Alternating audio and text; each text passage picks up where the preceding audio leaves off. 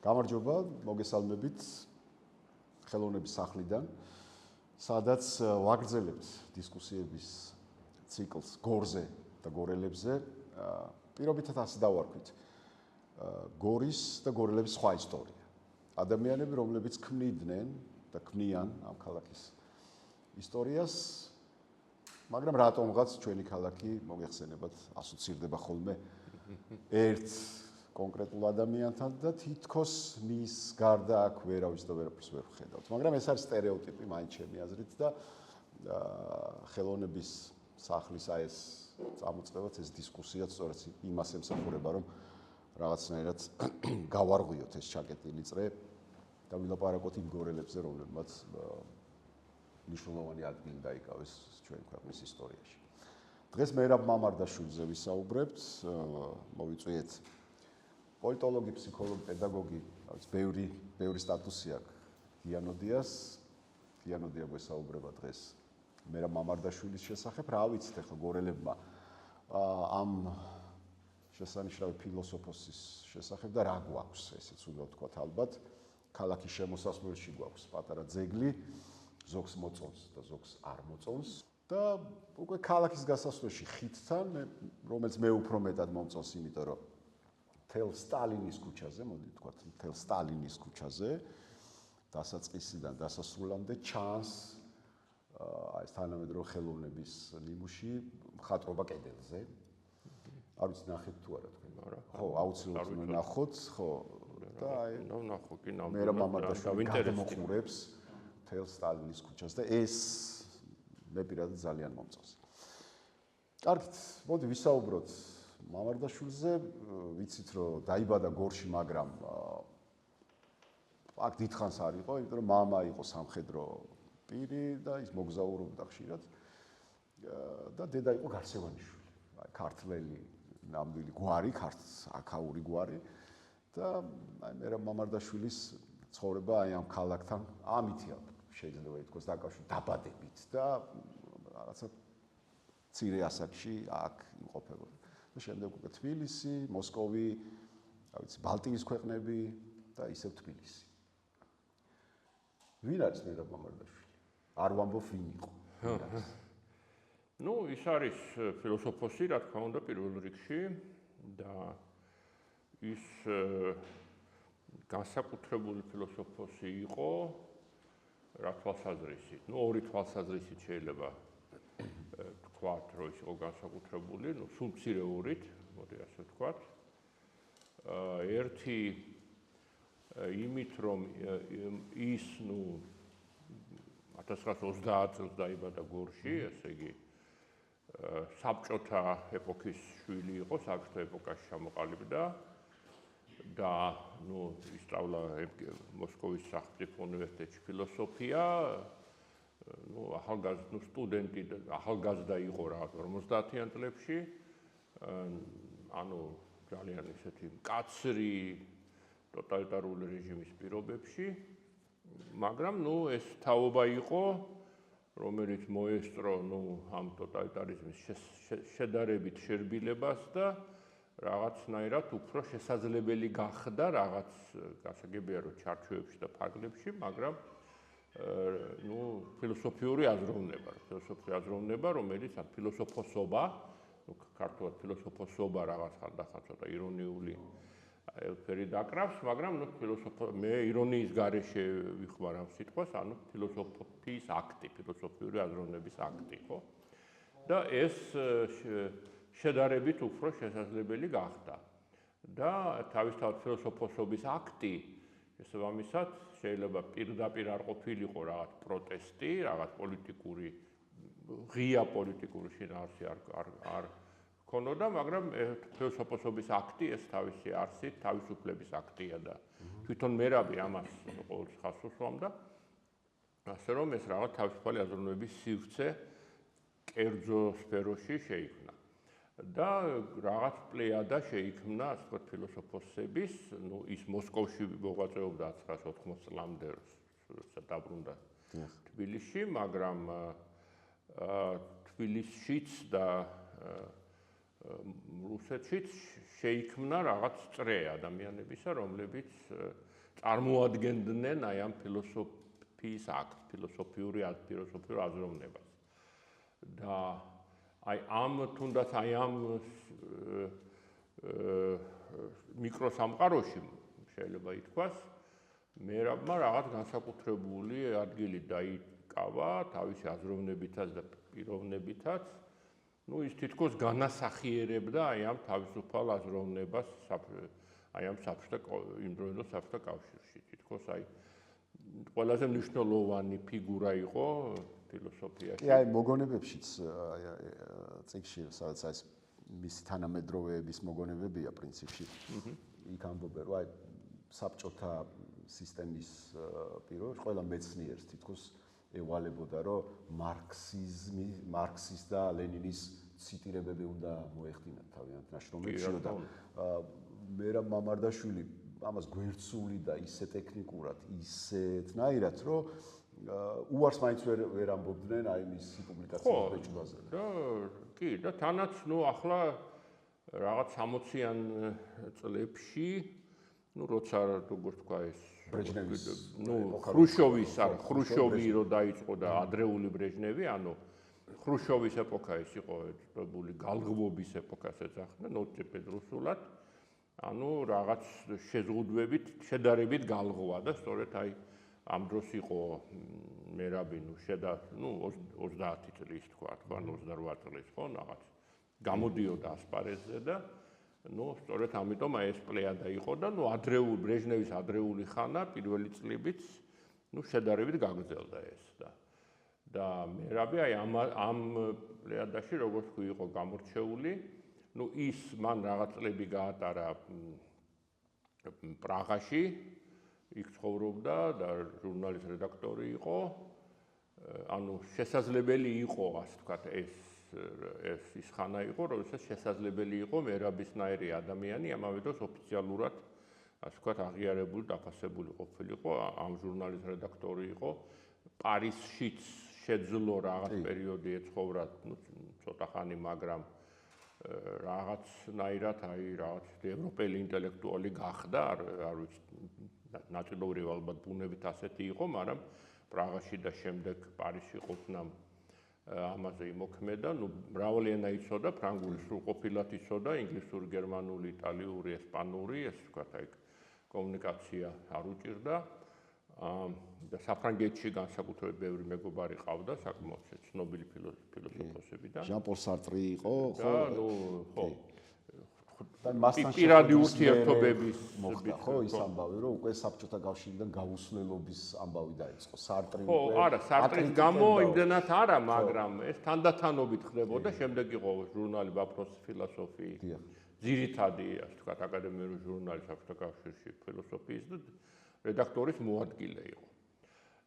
და მაგრამ ეს რაღაც 60-იანი წლების ინერცია იყო ერთგვარად, რომ მერაბი შეიძლებოდა ყოფილიყო ასეთი ოფიციალური, ასე ვთქვათ, პოზიციის მქონე, არც თუ დაბალი პოზიციის მქონე, ხო, საბჭოთა კავშირის თავარი ფილოსოფიური ჟურნალის რაღაც რედაქტორის მოადგილე. რედაქტორი ჩვეულებრივ იყო რაღაც ბობოლა, ასე ვთქვათ, და უშუალოდ ჟურნალს ვინც აკეთებდა, ის იყო მოადგილე, ხო? საქმიანი ადამიანი.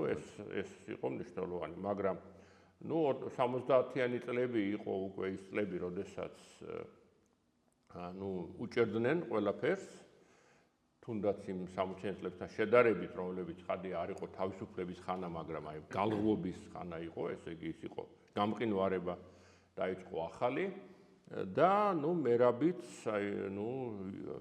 ავიწროვებდნენ ყველანაირად. ხადი იქიდანაც გამოუშვეს იმ ჟურნალიდან, მაგრამ მარტო ესა გახდა ეგრეთ რუსული სიტყვა ნევიეზდნოი, ადამიანი, რომელსაც არ შეუძლია მოგზაურობა და მისთვის ძალიან მნიშვნელოვანი იყო მისი პიროვნებიდანაც და ცნობიერებიდანაც გამომდინარე რაღაცა ჩაკეტილ ვიწრო სივრცეში უჭირდა ყოფნა და როგორც ამის შედეგად რაღაც კომპრომისი იყო ისეთი, რომ პრაქტიკულად გააძევეს. მოსკოვში აღარ დაედგომებოდა, იმიტომ რომ ითვლებოდა ზედმეტად თავისუფალი მოაზროვნე იყო.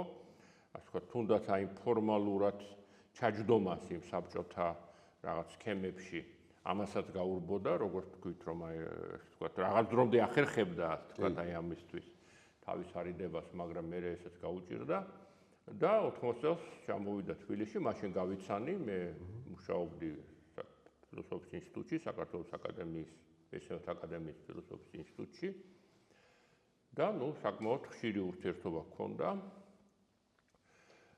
და აი როდესაც დაიწყო ახალი გალღობა, ანუ პერესტროიკა და შესაძლებელი გახდა უკვე ისე მოგზაურობა და კონტაქტები, ხო? მერაბი გახდა უაღრესად მოთხოვნადი ადამიანი ევროპაში, მოწვევაზე მოსდიოდა, მე სწავლული მდივანი ვიყავი, ასეთანადობა არსებობდა, ესე იგი, მაშინ აკადემიურ ინსტიტუტებში. ასე ვთქვათ, ყველანაირი დოკუმენტაცია და საბუთები მეხებოდა, ასე რომ იმას რომ მოწვევა მოსდიოდა, ჩემი გავლით ხდებოდა ყველაფერი, ასე რომ ვიცი კარგად ეს სიტუაცია, ამიტომ უცებ რაღაც მოგზაურობა დაიწყო. რაღაც სულ პირველად საფრანგეთის პრეზიდენტის პირადი მოწვევით, ასე ვთქვათ, მიიწვიეს საფრანგეთში. და რატო ყვები ამას, ახლა დღეს მოგზაურობა არ გვიჭირს თუ არ გვიკვირს ჯერჯერობით ყოველშაბათში. მაგრამ ნუ მაშინ ეს ძალიან დიდი გარღვევა იყო, მაგრამ გარდა ამისა, ესე იგი, უბრალოდ ის კი არ არის, რომ აი ადრე არ შეიძლებოდა სიარული და ახლა შეიძლებოდა, აი დასავლური აუდიტორიის თვალში მერაბი რაღაცნაირად განასახიერებდა იმას, რომ ეს ავტოკავშირშიც არსებობენ დამოუკიდებლად მოაზროვნე ადამიანები და რაღაც თქოს აი რაღაც პერესტროიკა ხო ეს იყო დიდი სენსაცია იყო, რომ აი ავტოკავშირში რაღაც იცვლება რაღაც რეალურად და აი ვინ შეიძლება რომ მოვიწვიოთ, რომ რაღაცნაირად გაგვაგებინოს რა ხდება, ხო, რომელიც არის დამოუკიდებლად მოაზროვნე და არ წარმოადგენს ხელისუფლებას. და რაღაცნაირად აი მერაბი იყო თითქოს ეს არაფორმალური სტატუსი იყო, რომ აი დამოუკიდებელი ინტელექტუალის ავტოკავშირიდან ვინ არის და მერაბ მამარდაშვილი და სულ მუდამ მოგზაურობდა. ნუ პრობლემა ის იყო, რომ ნუ მაინც და მაინც მის გულს ეს არ უხდებოდა და ერთ-ერთი მოგზაურობის შემდეგ რო ბრუნდებოდა, მოსკოვის აეროპორტში გარდაიცვალა. 90 წელი. ხო, 90 წლის სულ ბოლოს. ნოემბერში 25 ნოემბერი. ხო, ნოემბერში იყო ეს ამბავი. ბატონო გია, მოდი ვისაუბროთ მის ლექციებზე რა. აი მისი მეგობრებიც იხსენებენ და კიდევ კარგი რომ მაშინ უკვე არსებობდა ხმისჩამწერი მოწყობილობა. აი მაგნიტოფონზე რექს რო დავაწევით და როგორც თვითონ ისე მისი სტუდენტებიც ატარებდნენ ამ მოწყობილობებს, ხო? და აი იხსენებენ მისი მეგობრები რომ ბევრს არ წერდა, თვითონ არ წერდა, ერთი წიგნი გააკეთა, ხო, ცნობიერების ის არის, თუ არ ვცდები ასეთ სახელით და დანარჩენი აი ამ მაგნიტოფირებზე ჩაწერილი ეს ლექციები შემდეგ იშიფრებოდა და გამოიცემოდა უკვე კრებულებად, ხო? და მისი თანამედროვე მისი მეგობრების აი ამ მოგონებებიდან ისიც ჩანს რომ ადამიანი რომლის ლექციებსაც უამრავი ადამიანი ესწრებოდა ფილოსოფია თითქოს ხო არ არის ყველასთვის ფილოსოფია თითქოს რაღაცა ვიწროა და ვერ მიდის ფართო მასებამდე მაგრამ პარიკმახერებიც კი ესწრებოდნენ მის ლექციებს რა აზრი გამოქონდათ რაზე ფიქრობდნენ იმ წუთში რთულ წარმოსადგენია მაგრამ აი პარიკმახერები დადიოდნენ თურმე მის ლექციებზე ხო და ეს იყო აი ამას როცა ვკითხულობდი ამ ჩვენი დისკუსიის მომზადება აი ამ მოგონებებს თითქოს ეს ადამიანი ამ ადამიანს იქვე ებადებოდა იმ ლექციების პროცესში ფილოსოფიური აზრები და აი ამ გადმოცემის შედეგად კარგია რომ არ დაიკარგა ეს ყველაფერი აი ხმისჩამწერი მაგნიტოფონების საშუალებით კი, აი ეს რო ვთქვი, რომ ორი რამით იყო ის ძალიან გამორჩეული, ერთი ვთქვი, რომ აი თავის სტატუსით, რომ აი ყველაზე მნიშვნელოვან ფილოსოფოსთან დამოუკიდებელი აზროვნების განსახიერებად აღიქვამდნენ მას. მაგრამ მეორე იყო სწორედ ეს, რაც თქვენ თქვით, რომ მას კი დაწერილი სტატიებიც აქვს, წიგნიც აქვს 1-2, მაგრამ ეს თითქოს არ იყო მისი სტიქია იმდენად, ცხადია, როცა მუშაობ კვლევით დაწესებულებაში, რაღაც სტანდარტია, რომ აი წელიწადში ერთი ნაშრომი, წლიური ნაშრომი ერქვა და ის უნდა დადო და ხანდახან სტატია გამოაქვეყნო, ეს რაღაც აბეზალოვკა იყო რუსული სიტყვა რო ვიხმარო, დროინდელი, მაგრამ ეს არ იყო მისი სტიქია, ასე ვთქვათ, მისი სტიქია იყო ლექცია და საუბარი. მე მქონდა ეს ბედნიერება, რომ მას ვიცნობდი კარგად და ბევრი, ასე ვთქვათ, ჭიქაყავა დაგვილებია. იმელის შენობა რო იყო ახლა, რა ქვია, ბილტმორი, ხო, აი ბილტმორში მუშაობდით, ასე ვთქვათ, იმ შენობაში და იქ ივერიის ქვევით რაღაც ყავა იყო არა და იქ სვამდით ხოლმე ყავას და ასე ვთქვათ, ეს მისთვის ძალიან კარგი, ჩემთვის ძალიან კარგი საშუალება იყო, ასე ვთქვათ. მასთან ნაცნობის და მისი აზრების გაცნობის, მაგრამ რა თქმა უნდა, მისი ლექციები იქცა ძირითად მემკვიდრეობად, ლექციების ჩანაწერები, მე უშუალო მონაწილეობა მივიღე, ასე ვთქვათ, ქართული წიგნის, ასეთი ქართული წიგნის შექმნაში, რომელსაც ქვია საუბრები ფილოსოფიაზე. ის ქართველი იყო, ყოველთვის მისი რუსი მეგობრები ხას უსვამენ, რომ მას ქართული იდენტობა ყოველთვის ჰქონდა და ხას უსვამდა, მაგრამ სამუშაო ენა რუსული იყო, იმიტომ რომ იქ დაამთავრა, იქ მუშაობდა და პროფესიული ენა ხადია, რომ ის გააქვს, რაზეც მუშაობ და საქართველოში ჩამოვიდა თავიდან რუსულად კითხულობდა აქაც ლექციებს, მაგრამ მე ქართულზე გადავიდა, ასე ვთქვათ, ბოლო წელს უკვე და ერთი კურსი წაიკითხა და ერთი კურსი დაიწყო, მაგრამ არ დასწალდა, იმიტომ რომ გარდაიცვალა იმ მოგზაურობის შემდეგ. და ამ ორივე კურსის ლექციები ჩაიწერეს.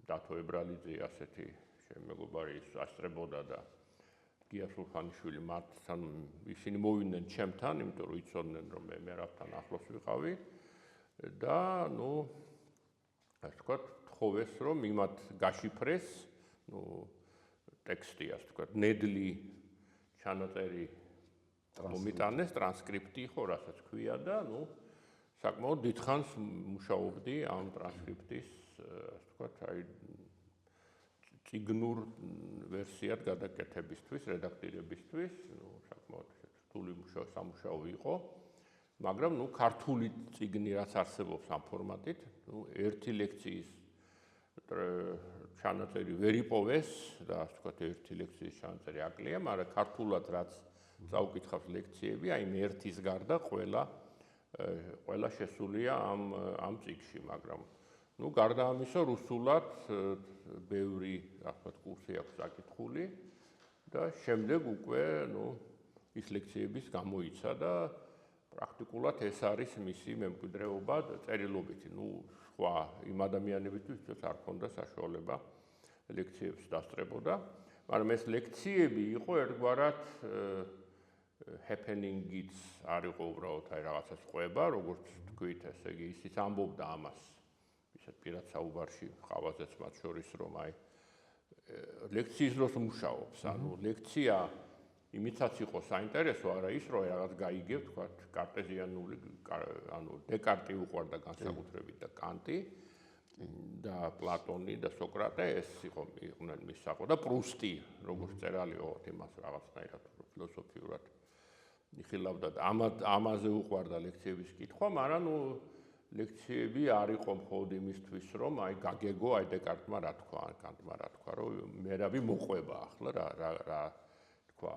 კამათობდა მათთან? ეს არა, კამათი არა. არა, კამათი არა, მაგრამ ეს იყო თითქოს აი შინაგანი დიალოგი საკუთარ თავთან და რაღაცნაირად აი მოყოლა კი არ იყო დეკარტმა რა თქვა, არამედ აი ამ აზრის ხელახლა დაბადება, თითქოს რეკონსტრუქცია, რომ დეკარტმა თავის დროზე რაღაც მე-17 საუკუნეში ან კანტმა მე-18-ში რაღაცა, ასე ვთქვათ, გაიაზრეს და აი ახლა ჩვენ ახლა აქ ვიაზრებთ, ეს ფილოსოფიამ, მას ძალიან უყვარდა ზოგადად ფილოსოფიის არსზე საუბარი, ძალიან არ უყვარდა რაღაც ფილოსოფიის ჩასმა რაღაც მზა სქემებში, მზა პროდუქტებში, რომ აი ჩამოწერა რაღაც აზრებს, დაიმახსოვრებდა ფილოსოფია იცი მერე, ასე ვთქვათ, იმიტომ რომ რაღაც დაიმახსოვრე რაღაც დებულებები, ესეთი რამე, ეს არ არის ფილოსოფია, მისი აზრით, ფილოსოფია ეს არის სწორედ აი ეს ფილოსოფიური აზროვნების აქტი,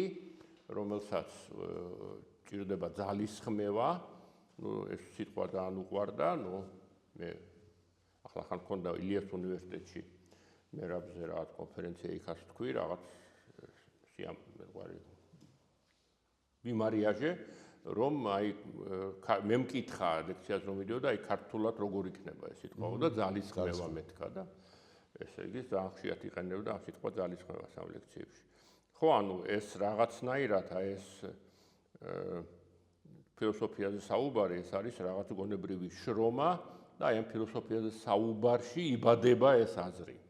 და იმ წუთში არსებობს და გასაგებია რომ მე ტრანსკრიპტია და იწერ და შემდეგ, მაგრამ აი თვითონ ამ აზრის დაბადების პროცესის ასახვაც არის ის ტრანსკრიპტი და არა უბრალოდ რომ რაღაც ამოიღო და დებულება დაარქვა და ამით რა თქვენ ბრძანეთ რომ აი არა სპეციალისტები, ასე ვთქვათ, არა დიპლომიანი ფილოსოფოსები უსმენდნენ, ესეც მისი კონცეფციის ნაწილი იყო, ახლა ის რა თქმა უნდა მეგობრებიც ყავდა და თაყვანისმცემლებიც ადამიანები, რომელსაც ფილოსოფიის დიპლომი ჰქონდათ, მაგრამ ის თვლიდა რომ და თვითონაც ჰქონდა ახლა ფილოსოფიის დიპლომი და დისერტაციას დაცული და ყველაფერი, მაგრამ ეს ფორმალური სტატუსი ჰქონდა მასაც, მაგრამ რაღაცნაირად ამავე დროს ამბობდა რომ ეს ფილოსოფიის ფორმალური სტატუსი ეს რაღაცა გაუგებრობაა კი შეიძლება სოციალურად აუცილებელი იყოს რომ რაღაც შესაბამის სამსახური იშოვო, მაგრამ რეალურად ფილოსოფოსობა ეს ფილოსოფიური აზროვნების აქტის ჩადენა, ასე ვთქვათ, ყველა ადამიანს შეუძლია, იმიტომ რომ ეს აზროვნება აზროვნების შესახებ. ხო, ეს სწორედ აი როგორც სოკრატეს არ წერდა. სოკრატეს ადარებენ ხანდახან ისტორია თუ არა ისტორია. ორი მიმართულებით, მაგრამ სოკრატეს ამაში გავდა სოკრატეს, რომ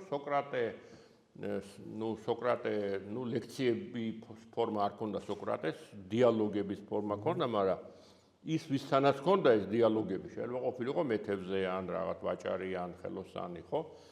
ის თვლიდა რომ ფილოსოფიური აზრის შობის უნარი ყველა ადამიანს აქვს, მაგრამ საჭიროა სწორი შეკითხვის დასმა, სწორი გზით წაყვანა შენი აზროვნებისა და ამ შემთხვევაში და ეს არის ფილოსოფოსობა, ასე ვთქვათ. ამიტომ მას გარკვეულად ერჩივნა კიდეც რომ ასე ვთქვათ, აი ასეთ ფილოსოფიის დიპლომის არ მქონე აუდიტორია ყოლოდა, იმიტომ რომ ვისაც ფილოსოფიის დიპლომი აქვს, იმას ჩაბარებული აქვს ბევრი გამოცდა უკვე, რაღაც შეიძლება ჩაკირული სქემები კონდეს და ამ ფილოსოფია ამ ჩაკირულ სქემებთან, მზა სქემებთან იყოს ასოცირებული და ამან ხელი შეუშალოს საიმისოდ, რომ აი ამ რაც ნამდვილი ფილოსოფიური აქტია, იმის ძირებში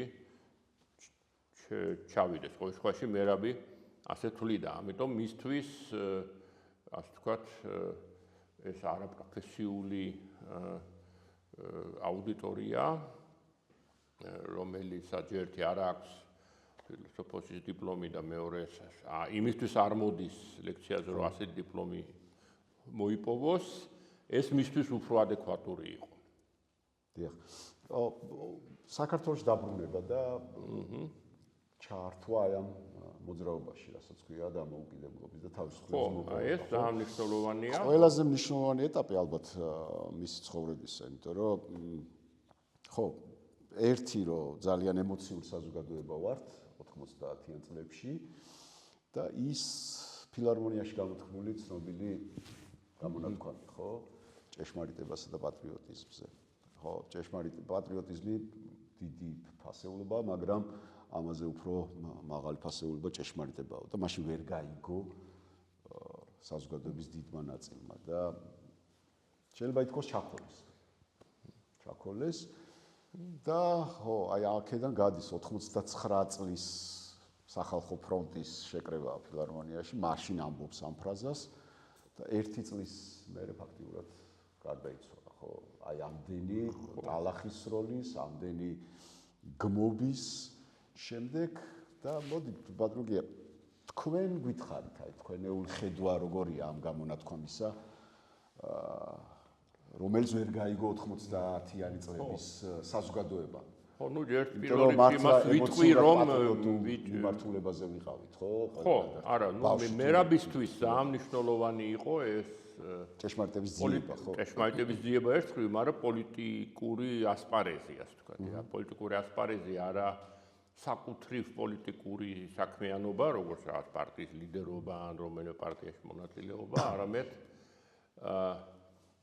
პოლიტიკის გაგება, ასე ვთქვათ, და იმ საკითხების გაგება, რაც არის პოლიტიკის ძირში. ამიტომ ის ძალიან, ასე ვთქვათ, პოლიტიკური ადამიანი გახდა. უბრალოდ იყო ყოველთვის, მაგრამ პრობლემა ის არის, რომ საფრთხე ალბათ განსხვავება არსებითი ერთ-ერთი ის არის ჩვენსა და იმ ხანას შორის, რომელშიც მე საკმაოდ დიდი ხანი ვიცხოვრე, რომ ჩვენ პოლიტიკა გვაინტერესებდა, მაგრამ ჩვენ ვიცოდით, რომ პოლიტიკა არაფერ შუაში არ ვართ პოლიტიკასთან. პოლიტიკა სადღაც კეთდება, კრემლში, ვთქვათ, თეთრსახში და სადღაც.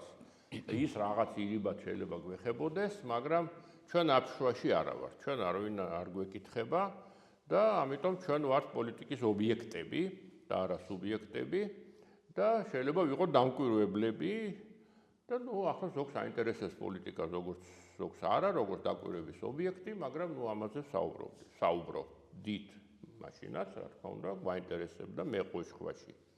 იმათში ვიყავი, ვისაც აინტერესებდა, მაგრამ ეს იყო რაღაც, ფუჭი საუბარი პრინციპში, ხო? ამას რეალური მნიშვნელობა არ ჰქონდა. შენ რას ფიქრობდი, რაღაც რეიგანი რას აკეთებს, ხო?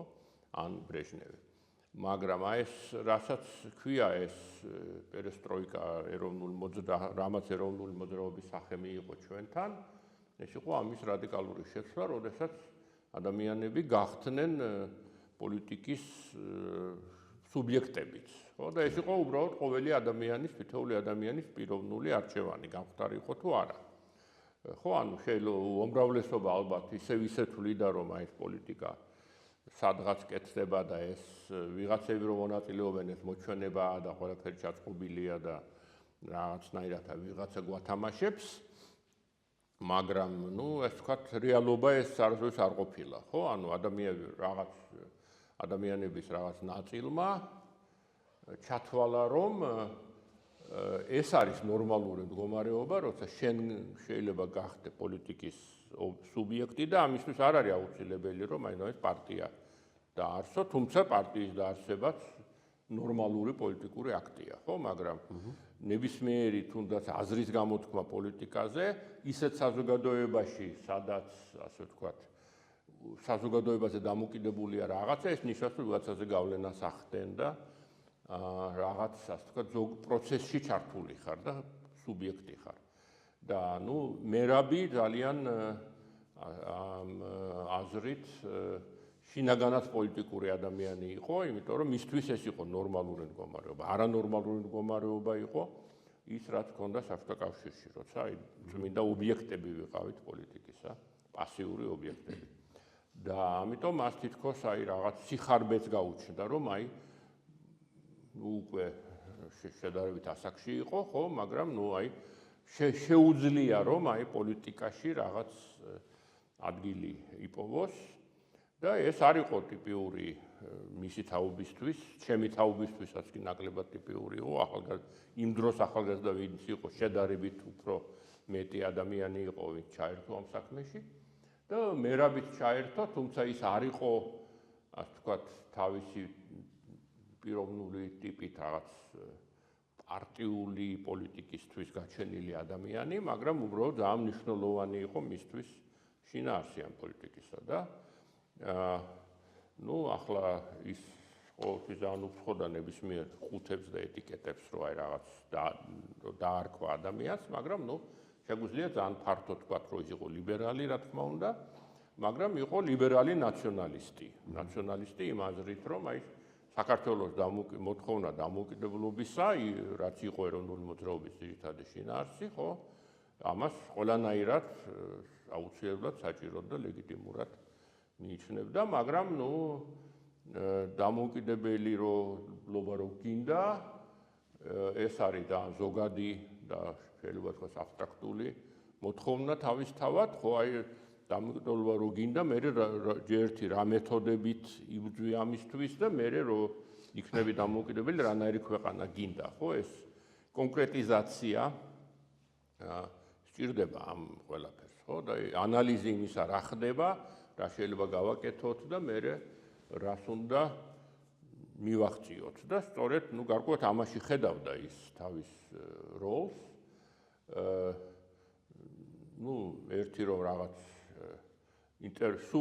რაღაც უცხოეთიდან თუ ვინმე ჩამოდიოდა საქართველოში, მერაბთან მიდიოდა ინტერვიუს ართმევდა, არასოდეს უარს არ ეუბნებოდა ამაზე და გარკვეულად რაღაც ეძებდა ასევე რაღაც აი ამ უამრავი რამე შეიქმნა იმ დროს რაღაც ორგანიზაციულ ფორმებში რაღაც თავის ადგილს, სახალხო ფრონტი იყო ერთ-ერთი ასეთი ორგანიზაციული ფორმა, მეც ვიყავი იქ და მერაბიც იყო, შემდეგ იყო შედავით რომ პატარა ამის შემდეგ უკვე სახალხო ფრონტის რომ პრაქტიკულად დაიშალა იმის შემდეგ თბილისის პოლიტიკური კლუბი, რომელიც უფრო თვითონ სახელი კლუბი გვიჩვენებს, რომ რაღაც უფრო მსჯელობის ადგილი იყო და არა პოლიტიკური პარტია და იქაც იყო, ვერ ვიტყვით რომ ყველაზე აქტიური მონაწილე იყო, მაგრამ იყო თვლიდა ეს რომ მნიშვნელოვანია, რაღაც ეძებდა თავის ადგილს ეროვნულ მოძრაობაში შეიძლება ასე ითქვას, შემდეგ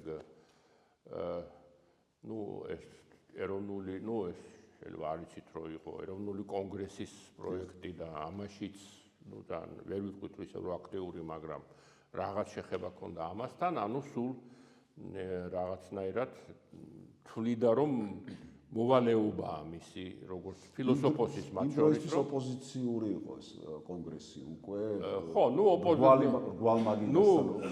იმ აზრით რომ ზვიად გამსახურდია რაღაც არაფორმალურად აღიარებული გახდა ეროვნული მოძრაობის ლიდერად და უკვე ეროვნული მოძრაობის შიგნით რაღაც სხვა მიმდინარეობებიც იყო, ხო? და ფაქტობრივად ისე გამოვიდა და ეს ცოტა ფილოსოფიასაც რო დაუკავშირო და იმ კონკრეტულ დებულებასთანაც მივალ, რა თქმა უნდა. ეს მისი ფილოსოფიური წამსიდანაც გამოდიოდა და არა მხოლოდ რაღაც მისი ხასიათის თავისებურებიდან. ის აი სოკრატეზე რო საუბრობდით, ის ხას უსვამდა, ბევრჯერ გამიგია მისგან, რომ აი სოკრატე რას უსვამდა ხას იმას, რომ სოკრატე გარდა იმისა, რომ რაღაც ფილოსოფიის მამაა, ასე ვთქვათ, ისტორიულად ასე აღიარებული, რომ აი სრულფასოვანი გაგებით ფილოსოფია სოკრატესგან მოდის. ის იყო, ისეთი ათენის მოქალაქე და სრული შეგნება ჰქონდა, როგორც ათენის მოქალაქე, მას ჰქონდა მორალური ვალდებულებები, ეს ანტიკური რესპუბლიკური ხედვაა, რომ ადამიანი არის პოლიტიკური ცხოველი, როგორც არისტოტელე თქვა, რას ნიშნავს ეს, რომ აი ადამიანი თუ არ არის პოლიტიკური, ის რაღაცნაირად დეფექტური ადამიანია, სრულფასოვანი ადამიანი უნდა იყოს ჩართული პოლიტიკაში, რას ნიშნავს ეს, რომ აი ის წესრიგი, ხო, რაშიც ჩვენ ცხოვრობთ, ხო?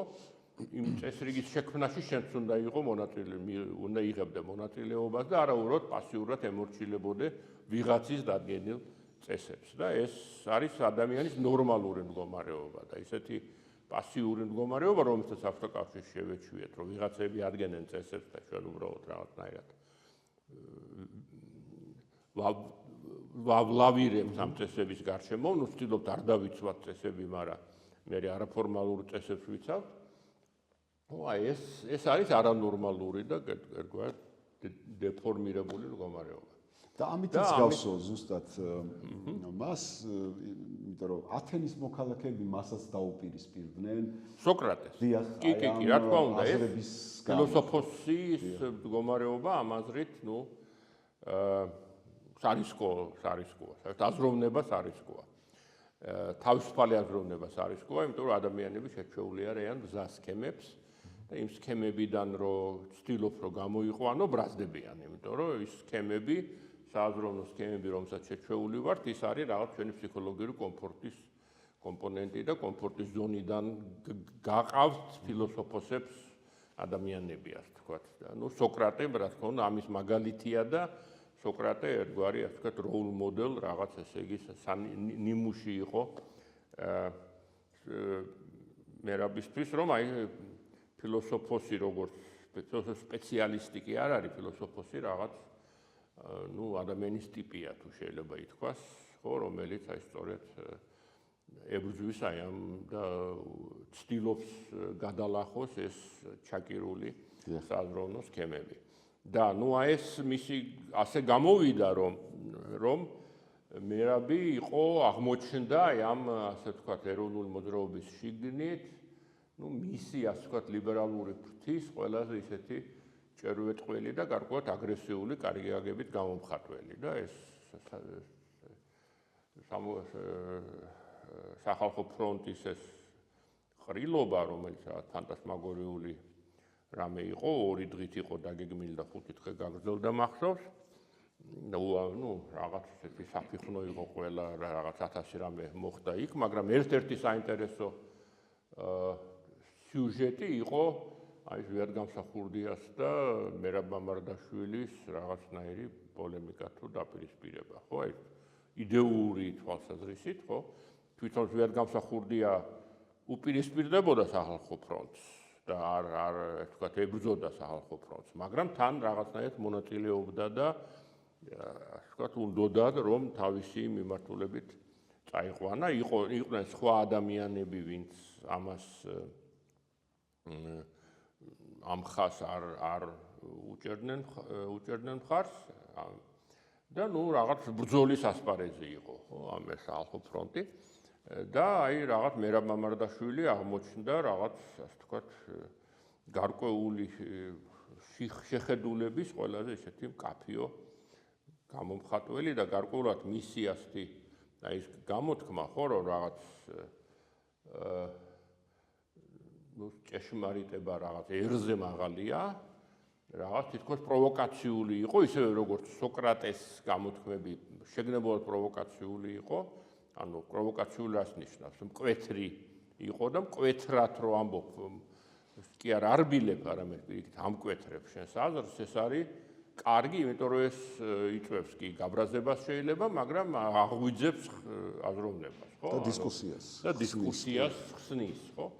და ამიტომ ეს მისი არაშერბილებული გამონათქვამები იყო გარკვეულად შეგნებული, ხო, რომ ის თვლიდა რომ ასეა საჭირო, რომ ძალიან მკვეთრად უნდა თქვა სათქმელი, იმიტომ რომ ნუ გამოფხიზდება ხალხი, ხო, ისე ძალიან შერბილა ისეც ერთის ხრივ იცია, მეორის ხრივ იცია და რაღაც მომგვალებულად რაღაცას რო იტყვი, ის მე ადამიანს დაავიწყდება ხუთში, იმიტომ არის საინტერესო. ხო, მაგრამ იქ იმ ემოციურ საზოგადოებაში იმ ემოციურ საზოგადოებაში ეს ძალიან ასე ვთქვათ, ნუ ბევრ მძაფრად შედეგს და ეს დღესაც ახსოვთ, ხო? ეს ფრაზა დღესაც ახსოვს და დღესაც ყველაზე მეტად გონი მისი. კი, აი ყოველ შემთხვევაში მისი მოღვაწეობიდან ერთი და იმ სახალხო ფრონტის იმ ხუთღიანი ყრილობიდან ცხადია ეს ფრაზა ყველაზე მეტად დარჩა, ხო?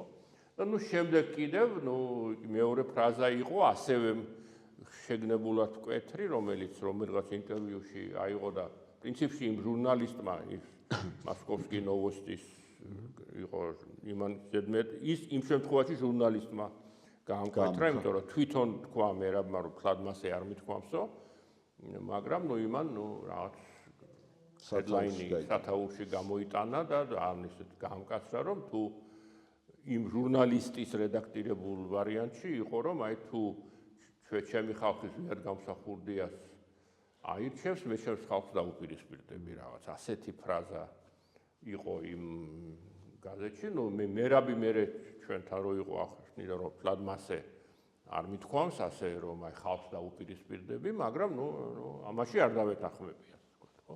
არ ჩავთვლი ამას სწორ გადაწყვეტილებად. და ნუ ეს ამანაც რა თქმა უნდა ძალიან დიდი რეაქცია გამოიწვია და გარკვეულად ნუ მისი სიკვდილიც ამბავიც რაღაცნაირად თითქოს ამას დაუკავშირდა, აი ამ დაპირისპირებას.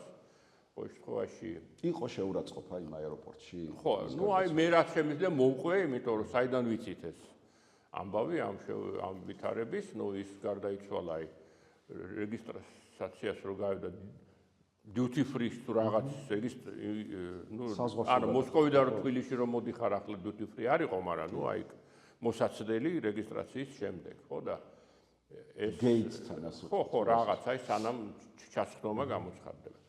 და აი იქ იჯდა მერაბი, ну მარტო იყო და სიკვდილის შემდეგ დარეკა ვიღაცამ, ვინც იქ იჯდა და ამას ეს დაინახა, მერაბ შორიდან, მაგრამ არანაირი მონაწილეობა არ მიუღია და მე იმან დარეკა ფილოსოფიის ინსტიტუტში, თამაზ ბუაჩიძე იყო მოადგილე და მეც იქ ვიყავი, ასე რომ, ну ასე ვთქვათ, თამაზი რომ მოყვა, იქ ამ თვალსით პირველი პირი ვარ თუ რაღაც, მაგრამ უშუალოდ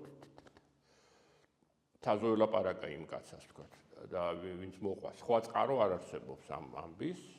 რომ უბრალოდ იმ ადამიანს როგორც მოყვა, იქ იჯდა მერაბი თავისთვის, მე მივიდა ვიღაც ახალგაზრდა კაცი, ორი ახალგაზრდა კაცი მივიდა და რაღაც ხარებს საუბრობდნენ და ნუ ეტყობოდათ რომ ის რაღაცას აკრიტიკებდნენ, რაღაცას ეუბნებოდნენ არასასიამოვნოს მერაბს და ნუ ის რაღაცას პასუხობდა და ამის შემდეგ მას რაღაც შეტევა მოვიდა, გარდაიცვალა. ეს ვიცით, ამის მეტი სხვა წყარო ვინ ანის ხალხი ვინ იყო ან არავინ სხვას ეგეთი ამბავი არ მოუყოლია. ნუ და იმანსაც არის სურვა, ასე ვთქვათ, თავის სახელის და გვარის თქმა, ვინც დარეკა ფილოსოფიის ინსტიტუტში, ასე რომ ეს იყო, მაგრამ ხო და ნუ მერაბი ერთის ხრივ კი როგორც თქვი, შეგნებულად ნათლად და მკაფიოდ აღალიბებდა თავის საქმეს და ესმოდა რომ ასე რომ ლაპარაკობ, ეს ნიშნავს რომ ვიღაცა გაბრაზდება და შევა ცუდი რამე გითხრას, მაგრამ ნუ რა თქმა უნდა განიცდიდა ამას ასეთ ნუ არა კრიტიკას, არამედ როგორც ახლა ხდება ლანძღვას და დამცირებას, რომელიც ასეთ გამონათქვამებს მოყვა. კი ბატონო, აი ერთ-ერთ ლექციაში და მინდა თანამედროვეობასთან, დღევანდელობასთან მოვიდეთ პრინციპში, აი ამ ერთ-ერთ ლექციას იწყებს ესე, რომ თქვენ ახლა რასაც ფიქრობთ, რომ ეს თქვენი ფიქრებია, ეუბნება ასეთ რაღაცას. და აი დღეს იმიტომ რომ კაცი გაიზარდა, ჩამოყალიბდა, იცხოვრა პროპაგანდის ეპოქაში. კი. პროპაგანდის ეპოქაში, თუმცა იმდროინდელ ეპოქაში პროპაგანდას სხვა ინსტრუმენტები გააჩნდა, დღეს აბსოლუტურად სხვა ინსტრუმენტები. გაჯეტებით გაჯერებული საზოგადოება ვართ და ჩვენთან პროპაგანდა მიაღვრად მოედინება. ხო, აი აქ უბიძგებს ადამიანს და ეუბნება, რომ და მისი ფილოსოფიაც ხო ეგ არის ცნობიერების ფილოსოფია, ხო, იაზროვნეთ, იფიქრეთ, სხვა აზრიც მოისმინეთ. მაგრამ დღეს ჩვენამდე საზოგადოებამდე მოდის რაღაცა კლიშეებად მოტანილი პროპაგანდა. აი დღეს რამდენად არის აქტუალური? ხო, ნუ ეს ყოველთვის აქტუალურია, დღეს არანაკლებ რა თქმა უნდა, გასაგები რომ დღეს სხვანაირია, მაგრამ მემკვიდრეობითობაც არის იმ პროპაგანდასთან, იმიტომ რომ ბოლოს ხო, ინსტრუმენტებია უბრალოდ სხვადასხვა. არა, ნუ პუტინია იგივე და იმ ორგანიზაციის შვილია, რომელიც იმ დროს კურირებდა, ასე ვთქვათ, და ხელმძღვანელობდა იმ პროპაგანდას. და მერაბისთვის ეს მნიშვნელოვანი თემა იყო. 60-იან წლებში როცა წერდა ის საბჭოთა პროპაგანდაზე ვერ დაწერდა, მაგრამ ნუ მარქსზე დაყრდნობით წერდა ეს აზროვნების ფეტიშიზმზე, სწორედ ეს რომ რაღაც კლიშეები არსებობს, რომელსაც განაპირობებს სოციალური წესრიგი. აი ამ ლექციებში უკვე სხვათ შორის რაღაც მოციქულ პავლეს იყენებს ხშირად და ის ამბობს რომ მე კი არ ლაპარაკობ, ცოდვა ლაპარაკობს ჩემში, ხო, ამ ფრაზას იყენებს უკვე სახარებიდან პრაქტიკულად. ხო, ანუ ადამიანის აზროვნების თავისუფლება და ცნობიერების ავთენტურობა, ასე ვთქვათ, მისთვის არის ძალიან მნიშვნელოვანი თემა. და ნუ შეიძლება საკმანძო და ყველაზე მნიშვნელოვანი თემაც, ხო, იმიტომ რომ ერთია და პროპაგანდაზე რო საუბრობთ, იგულისხმება თითქოს ზედაპირულად, გაბატონებული იდეოლოგია, რაღაც მარქსიზმი, ხო, რომელიც გეუბნება, რომ კლასთა ბრძოლა, პროლეტარული რაღაცა შეიძლება, ეს არ შეიძლება, რაღაც აკრძალულია, საბჭოთა ტოტალიტარიზმი ასოცირებულია, რაღაც აკრძალვასთან და დასჯის შიშთან. რომ ეს იდეოლოგია უნდა იქადაგო. მაგრამ ეს ზედაპირული ფენაა. ეს არ არის ერთადერთი, რითაც ის, ასე ვთქვათ, ბატონდება ჩვენზე, ჩვენ სულებზე, ასე ვთქვათ, და არა მარტო ის, რომ გარეგნულად, ვთქვათ, ხმამაღლა ლენინს ვერ გააკრიტიკებდა. სახში მე ანეკდოტს მოყვები ლენინზე და გააშახირებ. არა, ის რაღაც გიდებს რაღაც სააზროვნო სქემებს. იმიტომ რომ მარქსისტები ჩემს თაობაში და მერაბის თაობაში თითქმის აღარ იყვნენ საბჭოთა კავშირში. ხო, მე პირველი მარქსისტები ვნახე 70-იან წლებში სტუდენტი რო ვიყავი მაშინ მოსკოვში, რაღაც გერმანელი მემარცხენეები იყვნენ რაღაც ჰეგელის კონგრესზე, საზოგადოება სპარტაკიდან და ისინი იყვნენ ნამდვილი მარქსისტები და გავგიჟდი როგორ შეიძლება ჩემი თაობის ადამიანი მარქსისტი იყოს. ის ვითარება აღარ იყო, რომ ქართველების 80-იანი წლების ქართველების სამხედროობა იყო ცინიზმი. ყველაფრის გაბიაბრუება და რაღაც აგდებული ლაპარაკი და ამ წესები, კანონები არსებობს, მაგრამ შენ კანონს შემოუვლი, საჯაროდ იტყვი რაც საჭიროა, მაგრამ თან რაღაც გაიცინებ და რეალურად ჩვენი ხასიათის ნაწილი. ხო, რა ჩვენ გაგების ამბავში ყველაფერს დავალაგებთ, ასე ვთქვათ, ერთმანეთში ტკბილად და რაღაცა და ეს რუსების გასაგონად, თავრობის გასაგონად რაღაცებს ვიტყვით, მაგრამ იმ თავრობასაც არ ჯერა ის, მაგრამ უბრალოდ თამაშია ყველაფერი, ხო? და ეს თითქოს ეს ქმნის ილუზიას, რომ ეს პროპაგანდა არ მუშაობს, იმიტომ რომ მარქსისტები ხო, ქართველები ხო ეშქვაში, მარქსი ხო არ მჯერა ამის ყველაფრის, მაგრამ პრობლემაც ის არის, რომ პროპაგანდა თითქოს ზედაპირულად არ მუშაობს ამ თვალსაზრისით, მაგრამ რაღაცნაირად როგორ არ განებებს, რომ რეალურად რა ხდება ის გაიაზრო. ასეთი რუსული ის შექმნა თვითონ ნეოლოგიზმი, სიტყვა თქვა, ინაკონიემისლია. ანუ რუსული სიტყვა ინაკომისლია, სხვანაირად აზროვნება, დისიდენტობა. ხო, რომ დისიდენტ არიან, რომ თქვა მარქსი პროპაგანდა გეუბნება, რომ კომუნიზმი კარგია და შენ ამბობ, რომ კომუნიზმი ცუდია. და ამერიკაა კარგი, ხო? და ამიტომ თავისუფალი მოაზროვნე ხარ და სხვანაირად აზროვნებ, მაგრამ რეალურად საქმეზე რომ მიდგება და რაღაც კონკრეტული პრობლემის გააზრებაზე რომ მიდგება საქმე, შენ იმ კლიშეებით აზროვნებ, რომელიც პროპაგანდამ ჩაგიდო თავში, უბრალოდ ატრიალებ, ხო? რომ ბოროტება, თქვათ, არის პროპაგანდაში ბოროტება არის კომუნიზმი და არა პირიქით, სიკრეტი არის კომუნიზმი და ბოროტება კაპიტალიზმი, შეიძლება შენ გადაატრიალო და თქვა, რომ პირიქით არის, მაგრამ რასაც მართლა ქვია ავთენტური დამოუკიდებელი აზროვნება, ეს არ შეგიძლია. ეს პროპაგანდა მუშაობს, გადაწყობა ხდება საბჭოთა პროპაგანდაში რაღაც ფანტომებზე, ხო, რაღაც მოჩვენებით რეალობები იქმნება და ეს შეიძლება შენ ის პირდაპირ შინაარსი პროპაგანდისა, უარყოფდე იმას და რაღაც აბუჩათიგდებდე, აგდებულად უყურებდე, მაგრამ აზროვნების სქემები ისევ ის გახდა. ცხადია, ჩვენს ეს პრობლემა გვაქვს, რომ რაღაც ხშირად ჩვენ გვმართავს ის, ვისაც უპირისპირდებით. რომ რაღაც ეროვნულ მოძრაობაში იყო რუსეთს უნდა რომ ჩვენ ეს გავაკეთოთ. ესე იგი ეს არ უნდა გავაკეთოთ. ის კი არა რომ ჩვენ გვპირდება ეს და ეს რაღაც მიგვიყვანს სწორ გზამდე, ხო? ან რაღაცა რაღაც სულ დღევანდელი დღის ამბები რო ავიღოთ და რაღაც დაპირისპირება ხელისუფლებასთან, ხშირად ის ხალხი ვინც დაუპირისპირდება ხელისუფლებას, იმას ამბობს, რომ ბიძინას უნდა რომ შენ ეს თქვა. და ესე იგი უნდა გამოიცნო ბიძინას რა უნდა და იმის საპირისპირო უნდა გააკეთო და ეს რაღაც გადაბრუნებულ აზროვნებას ქმნის, უნდა გააკეთო ის რაც სწორია რომ გააკეთო, ხო? მაგრამ აი ეს კლიშეები რაღაცა ბლოკავს იმ ბუნებრივ სწორ აზროვნებას და ფილოსოფოსის მოვალეობა ამ შემთხვევაში მათ შორის პოლიტიკის საჯარო სივრცეში არის სწორედ აი ეს ბაზისური ცხადი ასე ვთქვათ იდეების ადეკვატურად გააზრება. რაც არის შეიძლება იყოს ტკივნეული, იმიტომ რომ შეჩეული ვართ კლიშეებს და რა თქმა უნდა შეთქმულების თეორიები, განსაკუთრებული სიყვარული, ეს მარტო ჩვენ არ გვახასიათებს, მაგრამ ესეც ერთ-ერთი, ასე ვთქვათ, მნიშვნელოვანი მახასიათებელია ამგვარი აზროვნების, რომ რაღაცა სადღაც რაღაცა ვიღაცას რაღაც ჩაფიქრებული აქვს, ნუ გასაგებია ყველაზე პოპულარული ის არის ჩვენთან ახლა გლობალური ომის პარტია და რა ქვია იმას deep state-ი, ხო?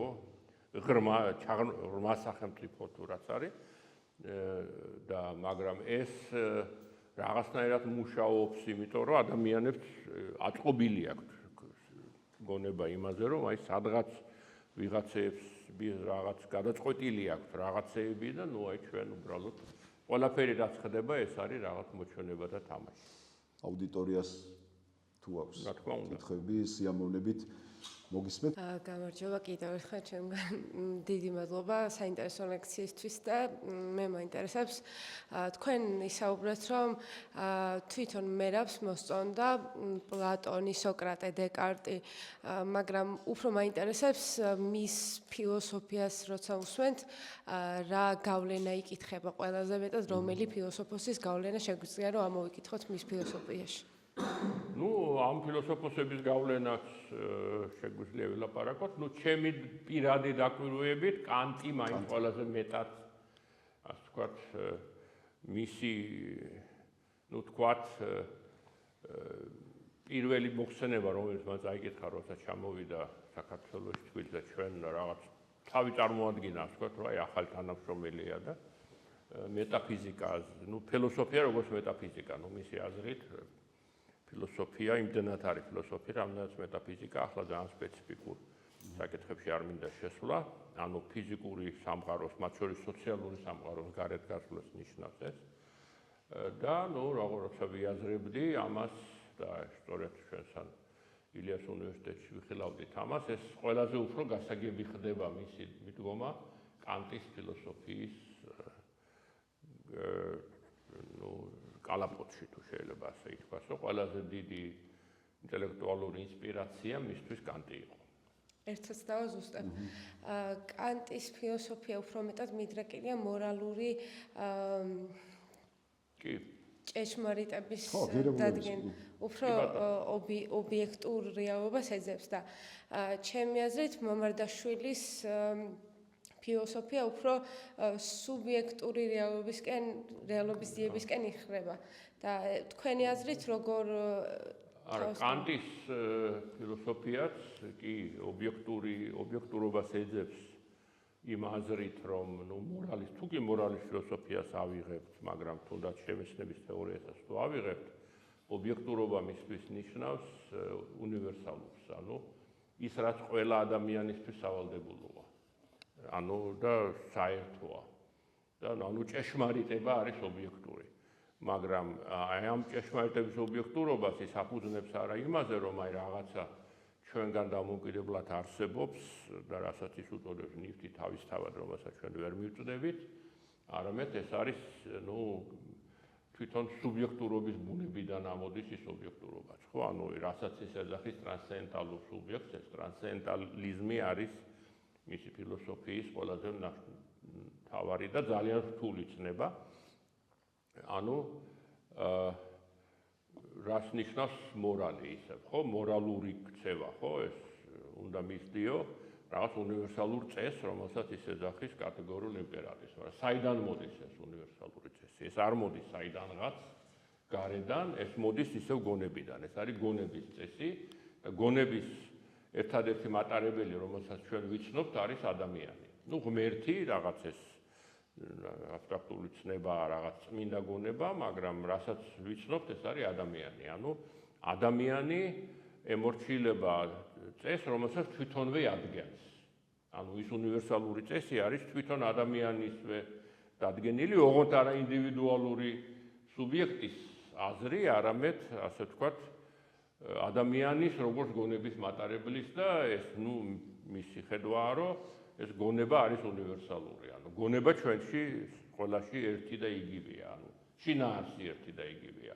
ემოციები ეს რაც განსხვავებულია, ეს არის ჩვენი მიდრეკილებები, რასაც ეძახის, რაღაც სუბიექტურობას, რასაც ვეძახით ჩვენ ამ აზრით, ხო? ჩვენ სუბიექტურობას ვეძახით, ის რაც სპეციფიკურია თითოეული ჩვენგანისთვის, მაგრამ კანტი ამას არ ეძახდა სუბიექტურობას. კანტი სუბიექტურობას ეძახდა იმას, რაც საერთოა ყველა ადამიანისთვის. მადლობა.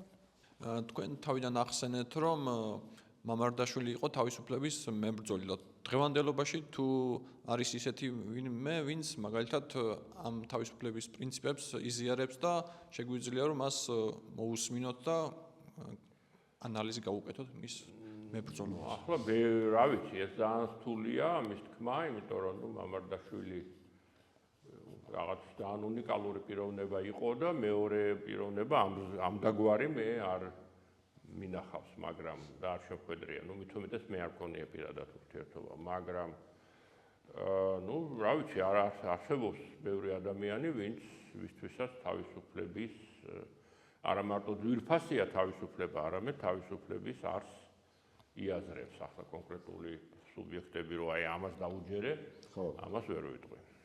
ასე იგი, პირველად როცა მამარდაშვილის ლექციების ჩანაწერების კითხვა დავიწყე, ბევრი საინტერესო ასპექტი შემხვდა, მაგრამ ერთ-ერთი მახსოვს, ახლა თან ერთად მიღია, თორემ ჩანიშვნები მაქვს იქ. საუბრობს თავისუფალი საგანმანათლებლო სივრცეების შექმნაზე, ანუ რომ რაღაცა ეს არ უნდა იყოს სტრუქტურული და სანამ ეს არ დაიწყება, არ ეშველება აზროვნების პროცესი არაფერი და ზუსტად ის პერიოდი იყო, როცა ხელოვნების სახლს ვაკეთებდით და მაშინ ძალიან დამეხმარა ეს არაფორმალური განათლების. ხო, ამ სიტყვებით არ უწერე, მაგრამ ამას გულისხმობს და ძალიან დამეხმარა და შთამაგონებელი იყო ამის წაკითხვა და ბოლო დროს დაუბრუნდი ისევ. იმის გამოც რომ ამ შეხვედრებს ვამზადებდით, მაგრამ ისედაც და ყველაზე აქტიურად კითხვა რაც მებადებოდა ხოლმე, რაც სხვადასხვა ასპექტებს თუ თავისუფლებასთან დაკავშირებით თუ ადამიანთან დაკავშირებით როცა საუბრობს, არის ის რა სიტყვა და დღეს მამარდაშვილი ცოცხალი რო იყოს და აქ რო იყოს. თქვენ თუ გიფიქრიათ ამაზე და თუ გაქვთ პასუხი? ხო, რა სიტყვა და ეს რთულია, იმიტომ რომ მერაბი არ ვარ და ვერ გავუიგივებ თავს, მაგრამ როგორც მე მესმის მისი აზრების, ის იყო არ იყო იმ ტიპის ადამიანი, რომელიც რაღაც რომანტიკოსი არ იყო, ასე ვთქვათ, რაღაც აბსტრაქტულ იდეალებზე ორიენტირებული არ იყო, პრაგმატულად მოაზროვნე ადამიანი იყო და ესმოდა რომ კი უნდა კონდეს ძალიან მკაფიო წარმოდგენა იმაზე რა გინდა, მაგრამ უნდა გააკეთო ისეთი რამე, რაც შესაძლებელია, ხო? ეს ორივე უნდა შეახამო. და რაც შეეხება კონკრეტულად განათლების სისტემას, განათლებას, გასაგებია, რომ განათლებას სჭირდება ინსტიტუტები, როგორც არის უნივერსიტეტები, სკოლები, უნივერსიტეტებს და სკოლებს სჭირდება რაღაც, მკაფიო სტრუქტურა, რაღაც სასწავლო პროგრამები, იერარქიები, ხო, ვიღაც პროფესორია, ჩარჩოები ბოლოს და რაღაც, ესე იგი, ეს აუცილებელია, მაგრამ ამავე დროს, ხო, მithumetes თვითონ მამარდაშვილის მერაბის რაღაც პათოსი, მისი გამოცდილება რა მოსწონდა რა არა, ხო, ეს ჩარჩოები აუცილებელია, მაგრამ თავისთავად არც გარანტიას ეს არ იძლევა, რაღაც აი სწავლა, რაც არის სწავლა, ის ხდება რაღაც მასწავლებლის და სტუდენტების ურთიერთობაში, ხო? გარდამინოთ ხალხადია ყველა თავისთვის კითხულობს, იაზრებს, ავტოდიდაქტიც შეიძლება იყო, მაგრამ აი როცა განათლების სისტემაზე რო საუბრობთ, ხო, ეს უნდა იყოს მაქსიმალურად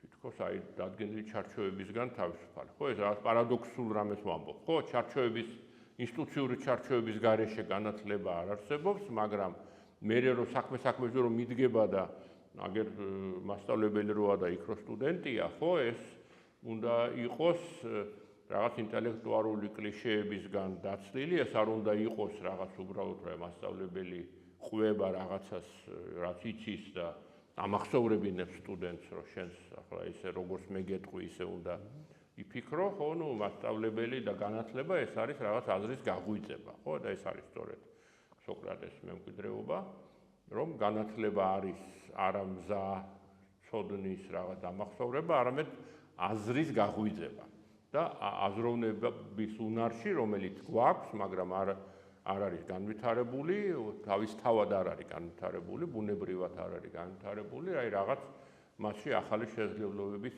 აღმოჩენა, ხო? და ეს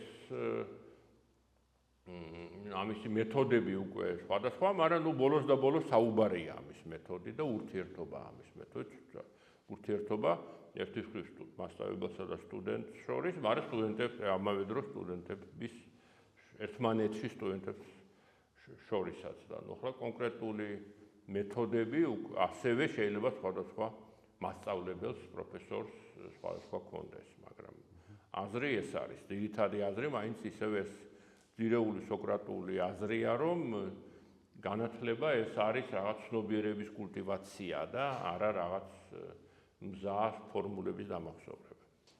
Ჩვენ დისკუსია შეიძლება აი ამ გამონათქვამით დავასრულოთ პრინციპში, რომელიც ალბათ ილია ჭავჭავაძის ყველაზე მეტად ეხმაურება და ჩვენი როგორც პიროვნული, ისე საზოგადოებრივი სარკეში ჩახედების პრობლემაზე ველაპარაკება. ხო, და წავიკითხავ თქვენის ნებართვით. ქართველმა ერმა ჯერ უნდა ყურადღებით შეხედოს საკუთარ თავს სარკეში. შერწყვეს ტრაბახის და უსაქმურობის. თავისი მონური რეაქციების და სტერეოტიპების. შერწყვეს საკუთარი მკვდრების და დაფიქრდეს. ვინ ვიყავი? მე მთელი ეს წლები. რას ვაკეთებდი? ვისი მჯეროდა? ვის მიყვებოდი? ხო, ეს არის ის, რაც გვიბიძგებს აი თვითრეფლექსიისკენ და ხო, ილია ჭავჭავაძის უმაგას ვაღვეულეო და ჩაიხედეთ სარკეში და ნახეთ. და აი 80-იანი წლების ბოლოსაც, როცა ადამიანი ამას ამბობს და შეიძლება დღესაც 2025 წლის 28 ნოემბერსაც, ხო, როდესაც ეს გადაცემა იწერება, მაშინაც ვკითხოთ, ხო, ჩვენ თავს და რა თვითრეფლექსიები უნდა გაგვიჩნდეს და რამდენად აქტუალურია, ხო? მე-19 საუკუნიდან დაწყებული 21 საუკუნეში აი ეს გამონათქვამები. კი, აი დავამატებ თუ შეიძლება რომ აი ეს მერაბს უყვარდა ამის თქმა. ხო, პირში თქმა, აი როგორც თქვენ. ხო, ხადია, ნუ პირში თქმელი რო იყო, ამიტომაც იყო სიმძაფრე ხშირად მის გამონათქვამებში, მაგრამ ერთი რაც ძალიან ეხმაურება, რა თქვენ წაიკითხეთ, არის ის, რომ აი ქართველებმა გამოვიჩინეთ განსაკუთრებული უნარი საბჭოთა სისტემასთან შეგუების და საბჭოთა სისტემაში კარგად ყოფნის, ასე ვთქვათ და ეს ერთის მხრივ თითქოს კარგია რაღაც იმ აზრით, რომ აი ჩვენ ვართ ერი, რომელიც ნუ უდიდესი ნაწილი ჩვენი არსებობისა რაღაც იმპერიებში ვიყავით და რაღაც სხვადასხვა იმპერიულ წესრიგებს ვერ გებოდით და თითქოს თავისუფალი რჩებოდით, ხო? და რაღაც თავს ვინარჩუნებდით და ვერ გებოდით ამ საბჭოთა სისტემასაც კარგად მოვერგეთ და თითქოს ერთი შეხედვით ისე ყოყლოჩინობდით, რომ აი ამ წესებს რეალურად არ ვიცავთ ბოლომდე, ცინიკური დამოკიდებულება გვაქვს, ლენინზე გვეცინება, კომუნიზმზე ანეკდოტებს ყვებით და თითქოს თავისუფალი ვართ ამისგან, მაგრამ ეს ამას რო ეგუები და ამას რო ეგუები, ესე იგი ეწყობი ამას და გადაეწყობი სწორედ იმ წესებზე, რომლებიც შენ თავს მოგახვიეს და ამიტომ ეს ერთის მხრივ თითქოს კარგია, რომ შეეწყვე და რაღაც შენსას მიერეკები, მაგრამ რეალურად შენს ავთენტურ წესრიგს ვერ ქმნი, იმიტომ რომ იმისათვის, რომ შენი ავთენტური წესრიგი შექმნა, ნამდვილი ეროვნული წესრიგი თუ გნებავთ, ასე ვთქვათ, აი იმ ვარი უნდა თქვა იმ შეგუების და მორგების მექანიზმებზე, რომლითაც ცხოვრობდი და ეს ძალიან რთულია, იმიტომ რომ ეს ნიშნავს, რომ კომფორტის ზონიდან უნდა გახვიდე. იმიტომ რომ აი საბჭოთა სისტემა თან რაღაც აგდებული დამოკიდებულება გაქვს, მაგრამ კომფორტული ცხოვრება იქ იმ სისტემის შიგნით კომფორტულ ცხოვრებას შეეჩვია და მართლა დამოუკიდებლობა ეს ძალიან არაკომფორტულია. და მართლა თავისუფლება. და მართლა თავისუფლება კი, ნამდვილად. დიდი მადლობა გიანოდიას. დიდი მადლობა თქვენ აუდიტორიას და რა ვიცი დიდი მადლობა მოსვლისთვის და კი ბატონო მონაწილეობისთვის.